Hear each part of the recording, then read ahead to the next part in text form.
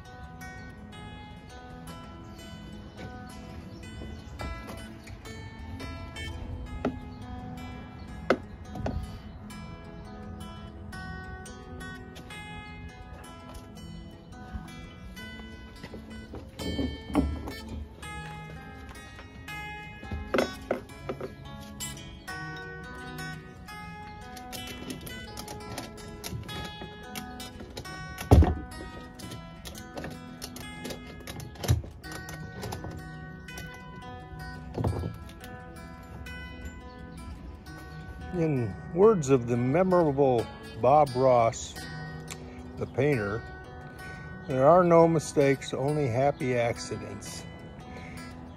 But I can assure you